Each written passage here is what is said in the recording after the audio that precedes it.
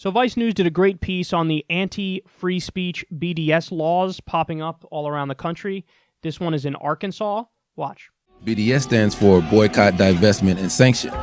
It's a consumer boycott of Israeli-made products. It's designed to punish the country for its treatment of Palestinians. Free Palestine! Israel calls the campaign anti-Semitic.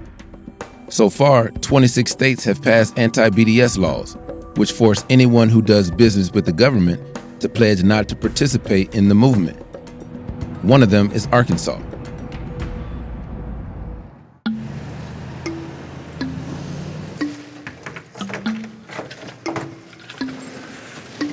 Alan Leverett founded the Arkansas Times 45 years ago. It's been my life's work. I decided when I was 22, I wanted to devote my life to Arkansas.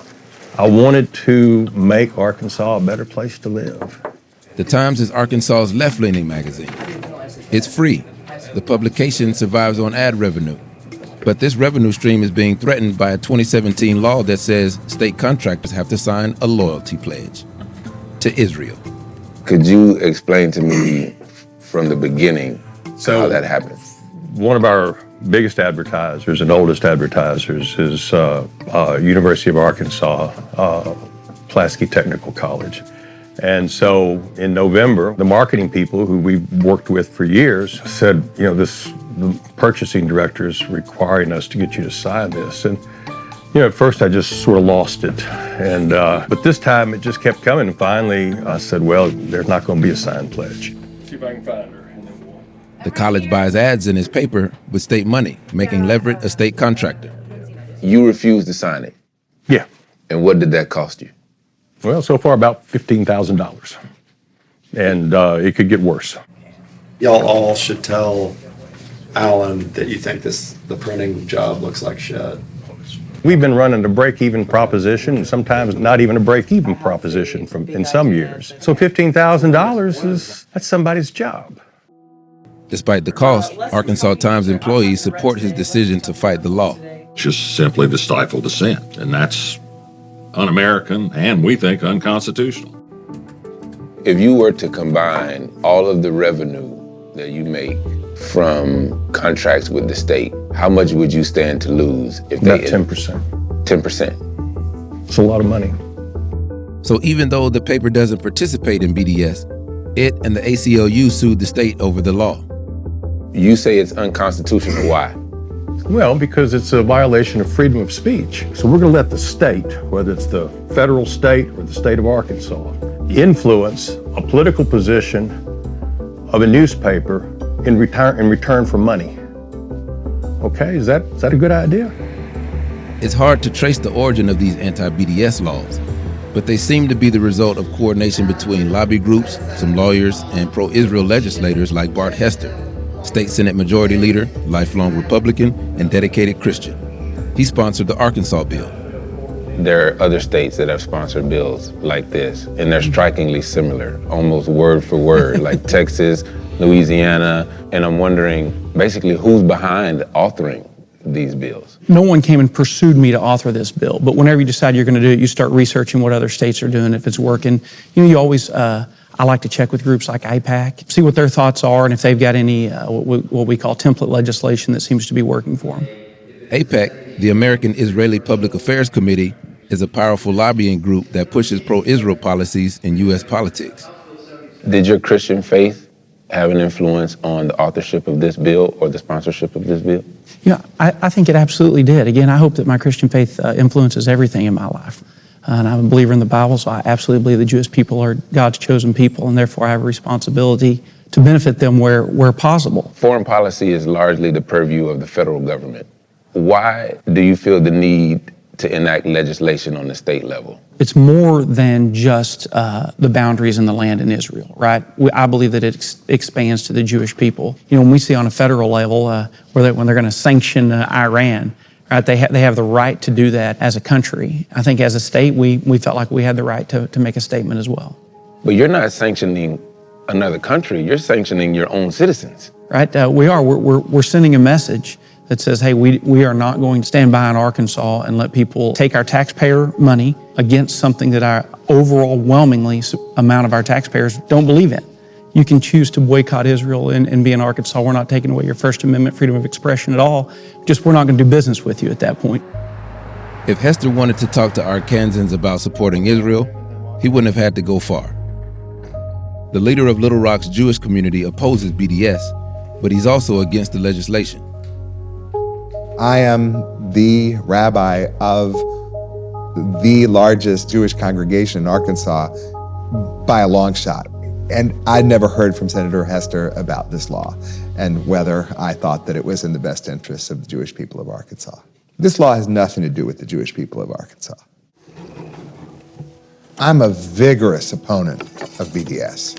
And we, the American Jewish community and Israel supporters here in the United States, are successfully winning the battle against BDS. What we don't need is the power of the state to help us fight this battle. I'm grateful to the Arkansas Times for bringing the case. I think they're a great plaintiff because they don't engage in any boycott of Israel, and they're being forced to sign something that, frankly, a newspaper shouldn't be asked to sign. What this does is it gives the state a certain amount of control over the free press. Okay, all right, thank you, Donnie. All right, bye-bye. The Times has now gone 4 months without one of its biggest advertisers. In January, a federal judge threw out the Times lawsuit, saying boycotts aren't protected by the First Amendment. The paper is appealing. They're saying you got the freedom. You don't have to sign it. Yeah, we just don't. But if you choose not to sign it, you just can't do business with us. Yeah, That's well, all. I'll tell you what. I'm a citizen, okay? I pay taxes in this state, and I this is my home. And no, they do not have a right to punish me for exercising my constitutional right to be silent. In this instance, it's just to be silent. We don't take a position on this. Our job is to write about Arkansas. We're a lot more interested in Medicaid expansion here in Arkansas than we are what's going on in Jerusalem. Is there a tipping point where you recognize if you don't sign these pro-Israel pledges that your publication is going to sink? Could be. I mean, it's incredible. What we're watching is absolutely incredible. This is the clearest violation of freedom of speech I've ever seen in my life. For the record, Kansas and Arizona already have had court cases where the courts have said you can't create laws targeting specific speech, political speech, and that's what this is. So there are over 20 states that have anti-BDS laws, but in the 2 states where it's gone to court so far, they've said, this is nuts. This is the clearest violation of the First Amendment we've ever seen.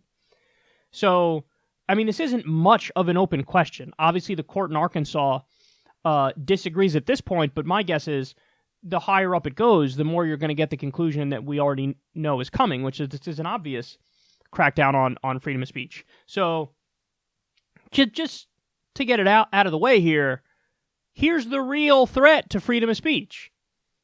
So for all the, idiot Democrats who are like, oh my God, Donald Trump is tweeting mean stuff about CNN or tweeting insults at Chuck Todd. What a threat to free speech this is. No, that's not a threat to free speech. This is the threat to free speech right here. This is.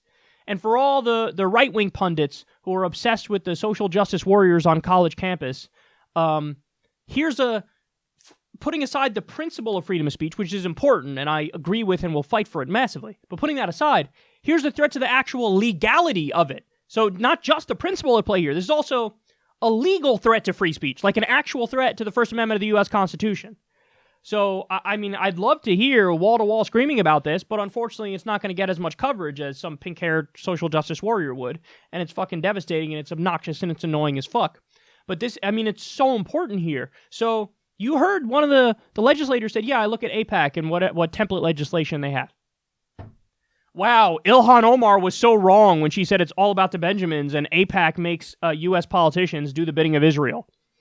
That was the most accurate statement ever made in the history of U.S. politics. And every reaction to what she said has further proved it, and this segment proves it. They're admitting it. Yeah, I go to AIPAC and they have a fucking template that I use because AIPAC is a supporter of me, so I'm going to support them. And what they want is for us to ban, free expression in this country. If you support, and here's the main argument: if you support BDS, or in this case, if you take no position on BDS, well, you're not signing a pledge which says, I will not support it, so therefore, we're not going to do business with you. But here's the problem with that. This isn't just business. Business, two private entities who are deciding to do something. We're talking about the government here. We're talking about the government. So the government is all of us. The government is the public. The government is our tax dollars. In this case, it's the state of Arkansas. And for the state of Arkansas to say, we disagree with a political position you may or may not take, therefore we're not going to, there will be no more money coming to you. Well, you're targeting him and his paper specifically for speech. And that's a government targeting for speech, which is unconstitutional, which is exactly what Kansas and Arizona have already said, and what higher courts will rule in this case as well. But isn't it crazy? You are allowed. So if this guy decided, I'm going to write an article that says, the United States, I'm boycotting the United States of America over our war in Iraq, which killed minimum 200,000 civilians, and it's going to cost $7 trillion, and it was the worst disaster of the modern era. It was a war crime. It was illegal. If he says that, the state of Arkansas doesn't say, we're not going to give you any funds. But if he says, I support BDS, and I think we should boycott Israel to force a peace deal with the Palestinians so Palestinians get human rights. If he says that, then they cut off the money. Think about that.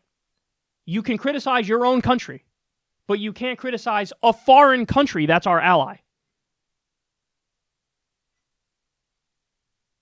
Do we all realize how mental that is?